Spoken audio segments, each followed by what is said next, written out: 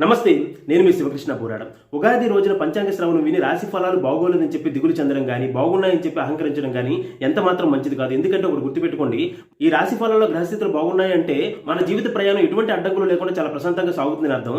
అలాంటప్పుడు బాగుంది కదా అని చెప్పేసి మనం కోరి మితిమీరినటువంటి అహంకారాన్ని తెచ్చిపెట్టుకుంటే కనుక ఖచ్చితంగా మనం దుఃఖాన్ని అనుభవించాల్సి వస్తుంది.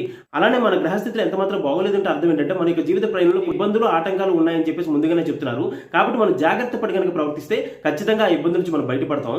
వాటిని మనం ఒక దిక్సూచిగా మనం తీసుకొని ముందుకు సాగాలి. రెండో విషయం ఏంటంటే, మనం గతంలో చేసుకున్న పాపాలు కానీ ఇప్పుడు దుఃఖాన్ని అనుభవిస్తున్నాం, మనం గతంలో చేసుకున్న పుణ్యాలు కానీ ఇప్పుడు సుఖాన్ని అనుభవిస్తున్నాం. కాబట్టి మనం గతాన్ని మార్చలేం. కాబట్టి జీవిత చివరి క్షణం వరకు కూడాను ప్రతి క్షణం నలుగురికి మంచి చేస్తూ సన్మార్గంలో ఉంటూ భగవన్ నామస్మరణ చేస్తూ ముందుకు సాగితే ఎంతటి కష్టాన్నైనా సరే భగవంతుడు పూర్తిగా తీర్చి మనల్ని సన్మార్గంలో నడిపిస్తారు. మన తలరాత్రి మనమే మార్చుకోగలమని చెప్పేసి స్వామి వివేకానంద లాంటి ఎందరో మహాత్ములు చెప్పారు. కాబట్టి వారందరినీ మనం ఆదర్శంగా తీసుకుని మానవ ప్రయత్నంతో భగవద్ అనుగ్రహంతో ముందుకు సాగుదాం. ధన్యవాదాలు. జై హింద్.